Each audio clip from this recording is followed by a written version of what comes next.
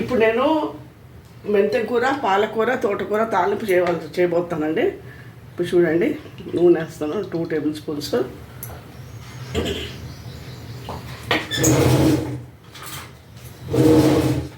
ఇప్పుడు నేను ఎల్లిపాయలు కచ్చపచ్చ దంచాను.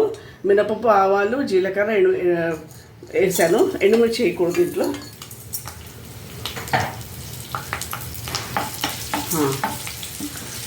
ఫ్రెండ్స్, మీరందరూ బాగున్నారని తెలుస్తాను. నేను వెదర్ మళ్ళీ రివర్స్ అయింది కదండి, అస్సలు బాగాలేదు వెదర్. ఇప్పుడు జాగ్రత్తగా ఉండండి, బీ కేర్ఫుల్. ఈ వారం వరకు ఉంటుందంట ఈ weather. And I believe we are expected early monsoons కూడా ఇంకా ఈసారి. Better hope for the better. ఇంకంతే, అలా ఉంది వెదర్. మనం ఏం చెప్పలేకపోతాము. ఇది కొంచెం వేగాక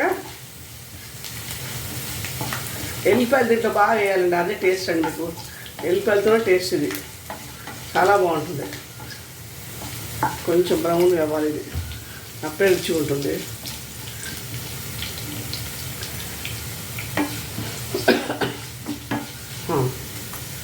ఇప్పుడు నేను ఉల్లిపాయలు వేస్తానండి.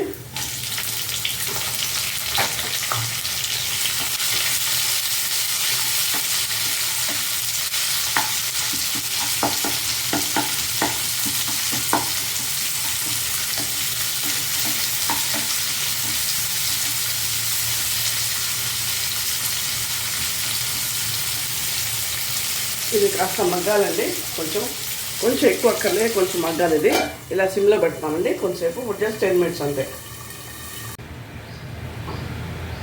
మూత తీసి చూస్తాను. ఇప్పుడు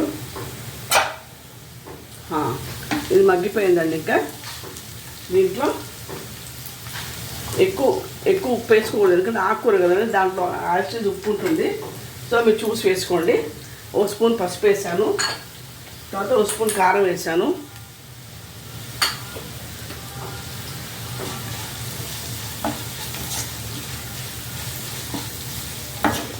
ఇది కాస్త పచ్చివాసన పోయే వరకు కొంచెం ఇట్లా ఫ్రై చేసుకుంటూ కొంచెం అయిపోతుంది. ఇంకా జస్ట్ 2 మినిట్స్ అంతే, ఎక్కువసేపు పట్టదు.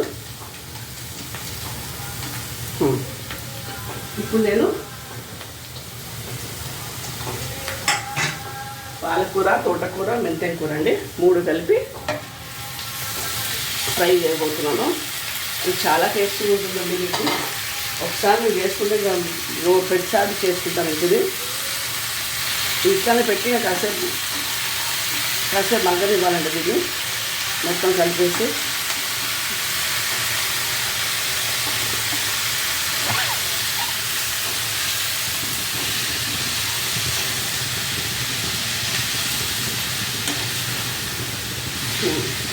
పెట్టేసి సిమ్లో పెట్టేస్తామండి.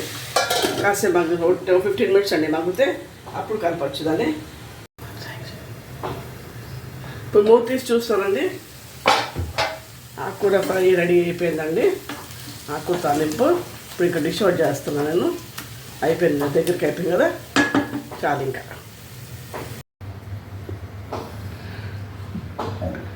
ఆకుకూర ఫ్రై రెడీ అయిపోయిందండి. మిక్స్ వెజిటబుల్ ఫ్రై అన్నమాట. తోటకూర, పాలకూర, ఇంకా మెంతం కూర కలిపిన ఫ్రై. ఇది చాలా బాగుంటుంది మీకు అన్నంలోకి. మీరు ఒకసారి చేస్తే మళ్ళీ చేసుకుంటాను మీరు ఇది. ఓకే ఫ్రెండ్స్, మీరు ట్రై చేయండి ఒకసారి. Please like, share and subscribe my channel అండి. Thank you.